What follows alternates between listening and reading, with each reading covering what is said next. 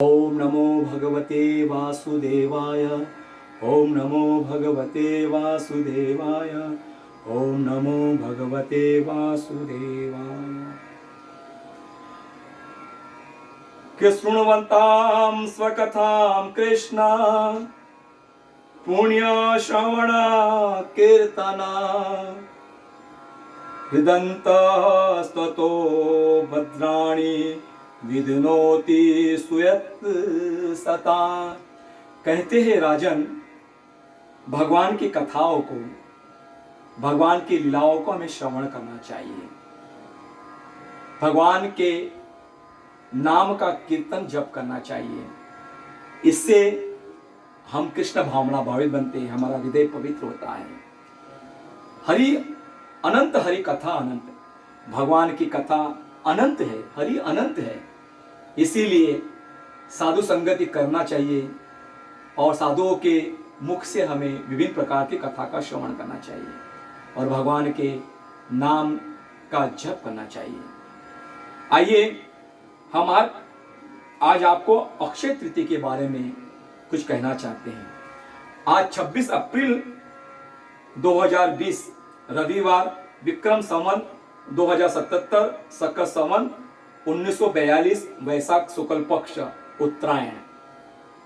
अक्षय तृतीया में आप सभी का स्वागत, अभिनंदन करता हूं। आज का दिन बहुत ही पवित्र है, महान दिन है। आज का दिन इतना महान पवित्र क्या है?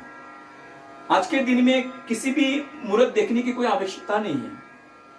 स्वयं ही शुभ मुहूर्त है। क्यों ऐसा पवित्र शुभ मुहूर्त क्या है? इसका शास्त्र में विभिन्न प्रकार का वर्णन किया हुआ है। आज के दिन सतयुग का विदाय हुआ था और त्रेता युग का आगमन हुआ था। सतयुग विदाय और त्रेता युग का आगमन हुआ, इसीलिए पवित्र माना जाता है। आज के दिन भगवान विष्णु के छठा अवतार परशुराम का जन्म हुआ था। परशुराम जो महान पराक्रमी थे, जो शत्रुओं का विनाश किया था, वही परशुराम का जन्मदिन है। आज के दिन है भगवान विष्णु ने कृपा करके कुबेर को धन का भंडार बना दिया था, यानी कुबेर को धन की प्राप्ति हुई थी। इसीलिए कुबेर भगवान की कृपा से आज देवताओं में वो धन दे रहा है, इसलिए कुबेर का भी जन्म है। आज के दिन गंगा माता का प्रागट्य हुआ था। गंगा माता का प्रागट्य, गंगा माता इस धरा पर कैसे आई? जैसे कि हम शास्त्र में देखा है कि सगर के पुत्र 60,000 पुत्र थे और सगर ने बहुत बड़ा अश्वमेध यज्ञ किया था और 60,000 पुत्रों को कहा कि जाओ इस अश्व को लेकर पूरे विश्व में घूमो और जो भी इस अश्व को बांधेगा उनसे युद्ध करना है। तो ये सगर के 60,000 पुत्र निकल पड़े, घूमते घूमते घूमने लगे और जो कोई अश्व को प्रणाम करता है, अपना मुंगुट रखता है, तो वो सगर के अधीन हो जाता है। इंद्र ने सोचा कि ये सगर मेरा राज लेना चाहता है, मेरा इंद्रलोक छीनना चाहता है। तो उसने क्या किया, इंद्र ने, कि वो सगर का जो अश्व था, घोड़ा था, वो कपिल मुनि के आश्रम में बांध दिया गया। देखो इनकी नीति कितनी दूषित थी। तो सगर के 60,000 पुत्रों ने ढूंढा ढूंढा ढूंढा, लेकिन कहीं पे मिला नहीं। अंत में गया वो वेश बंगाल के पास, वहां पर समुद्र के तट पर, वहां पर कपिल भगवान का एक आश्रम था। तो 60,000 पुत्रों ने वहां पर देखा कि अरे ये तो घोड़ा यहाँ पर बंधा हुआ है, किसने बांधा इसको, घोड़े को?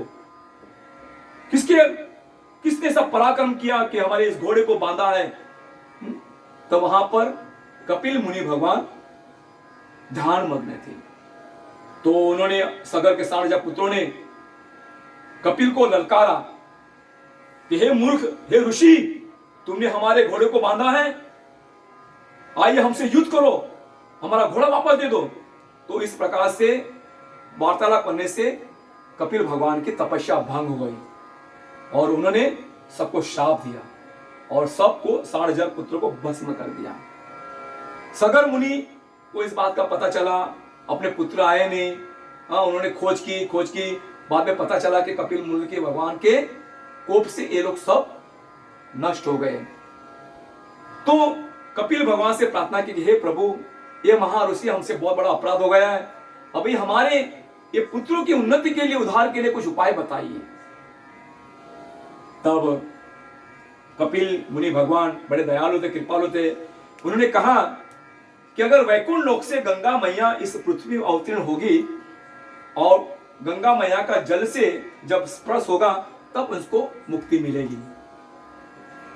तो सगर ने तपस्या की, अंशुमन राजा ने तपस्या की, अंशुमन राजा ने भी तपस्या की, फिर दिलीप ने तपस्या की, लेकिन सब असफल हो गए। बाद में दिलीप के पुत्र भागीरथ ने घोर तपस्या की हिमालय में, और तब जाकर गंगा मैया प्रसन्न हुई। गंगा मैया महाराज भागीरथ की तपस्या से बहुत प्रसन्न हुई और कहा कि हे राजन, मैं आपकी तपस्या से प्रसन्न हूं, आपको क्या चाहिए।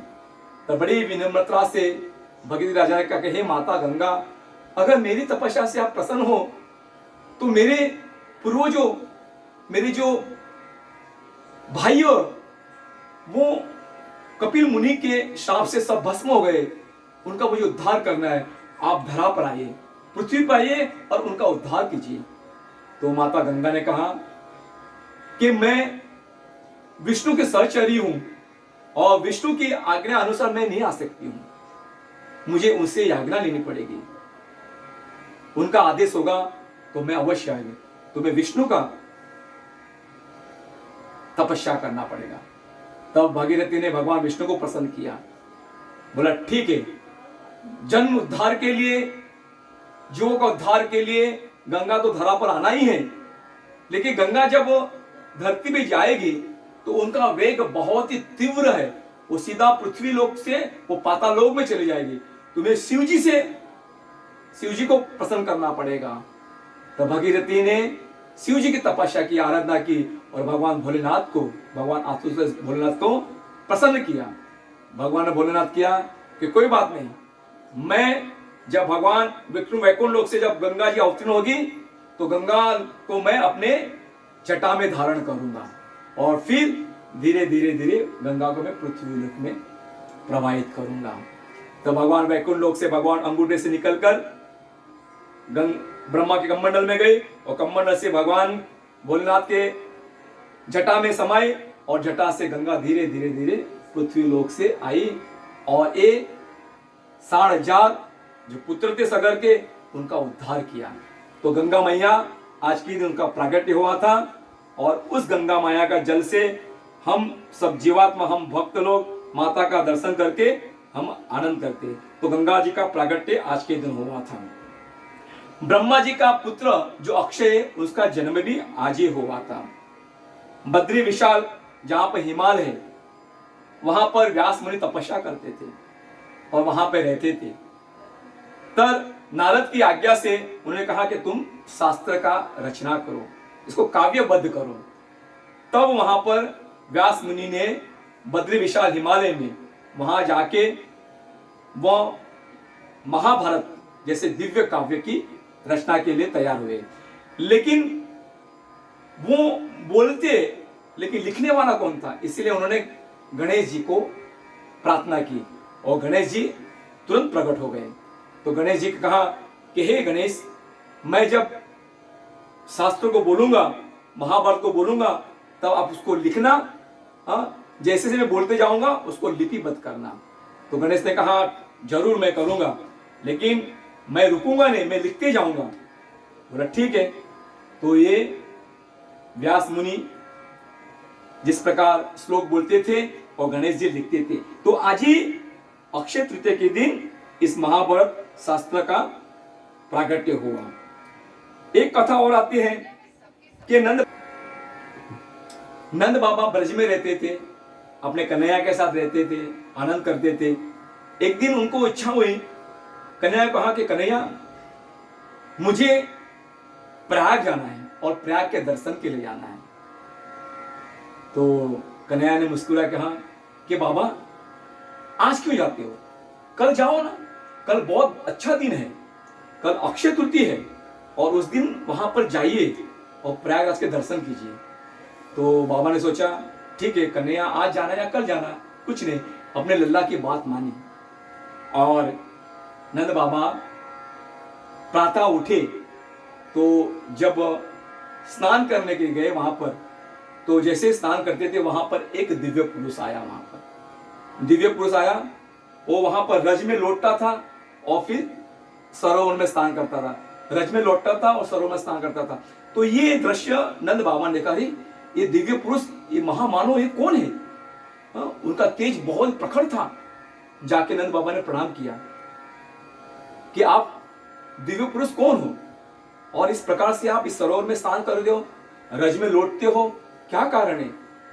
तो नंद बाबा से कहा कि हे नंद जी, मैं प्रयाग हूं, मैं प्रयाग हूं, हजारों लाखों लोग मेरे वहां पर आते हैं, स्नान करते हैं और सब पाप छोड़ के जाते हैं वहां पर। लेकिन मैं साल में एक ही दिन अक्षय तिथि के दिन यहां पर आता हूं और इस रज में लौटता हूं और पावन सरोवर में स्नान करता हूं, ताकि ऐसे करने से जितने भी पाप है यहां पर मेरा धुल जाता है और मैं पवित्र हो जाता हूं। क्योंकि लाखों लोग आते हैं मेरे स्नान करते, तो मैं कितना पाप एकत्रित करते रहूं। तो मैं अक्षय तिथि के दिन आता हूं और वहां पर पावन सरोवर में आके मैं स्नान करता हूं। तो नंद बाबा ने सोचा अरे मैं प्रयाग के वहां जाने वाला था, तो प्रयाग ही स्वयं यहां पर आ गए। धन्य हो, धन्य हो। उन्हें अपने कान्हा की लीला को समझ नहीं पाया। वो कान्हे के लल्ला ने ही बाबा को प्रयाग जाने के लिए नहीं, प्रयाग को नंद बाबा का जो इच्छा थी उसको पूर्ण किया, ताकि प्रयाग ब्रज में आए और ब्रज में आके वास किया और नंद बाबा ने वहां पर स्नान किया। सूर्यदेव प्रसन्न होकर युधिष्ठिर को अक्षय पात्र दिया था, क्योंकि युधिष्ठिर महाराज जब उनको वन गमन हुआ था, वनवास हुआ था, तो सूर्यदेव बड़े कृपालु हुए। तो युधिष्ठिर ने उनसे प्रार्थना की, तो उनकी प्रार्थना प्रसन्न होकर उनको अक्षय पात्र दिया था। वही अक्षय पात्र, जितना भी हजारों लाखों लोग आए ना, तो उस अक्षय पात्र से भोजन कभी भी कम नहीं होता था।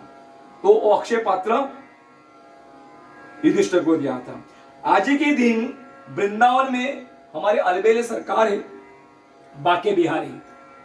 बाके बिहारी वहां पर हजारों लाखों लोग आते हैं वहां पर। वहां पर बाके बिहारी का बहुत सुंदर श्रृंगार होता है, लेकिन आज के दिन बाके बिहारी के चरण के दर्शन होते हैं और सब लोग बाके बिहारी के वहां जाते और चरण के दर्शन करते हैं। आज के दिन चंदन यात्रा शुरू हुई थी, चंदन यात्रा, क्योंकि जैसे जैसे अप्रैल महीना आता है तो गर्मी काफी हो जाती है और गर्मी के कारण सब लोग तपने लगते हैं। देखो मनुष्य भी, भगवान मनुष्य रूप में आया है इस धरा पर, भगवान मनुष्य, ये भक्तों की भावना है। मनुष्य को जैसे गर्मी लगती है जब एसी में रहते हैं, ठंडा पानी पीते हैं, अच्छे अच्छे ठंडे मौसम में जाते हैं, तो ये भक्त की भावना है कि मेरे प्रभु, मेरे कृष्ण को, मेरे राधा को भी गर्मी लगती होगी ना। तो इसीलिए आज के दिन चंदन यात्रा शुरू हुई थी। भक्त लोग क्या करते हैं, वैष्णव लोग इस्कॉन के मंदिर में, आज संपूर्ण इस्कॉन के मंदिर में राधा कृष्ण को, राधा गोपीनाथ, राधा रास बिहारी, राधा मदन मोहन, राधा गिरधारी, राधा माधव, राधा श्याम सुंदर जैसे विग्रह है, उसमें चंदन का लेप करते, ताकि चंदन लगाने से कि भगवान को शीतलता मिलती है। ये चंदन यात्रा माधवेंद्रपुरी ने शुरू की थी। खीरचोरा गोपीनाथ में, संक्षिप्त में कह रहा हूँ, खीरचोरा गोपीनाथ में गए थे, भगवान गोपीनाथ प्रसन्न हुए थे, क्योंकि गोवर्धन में गोपाल की प्राप्ति हुई थी माधवेंद्रपुरी को, और गोपाल ने कहा था कि मुझे बहुत गर्मी लगी है, मुझे चंदन लगाओ।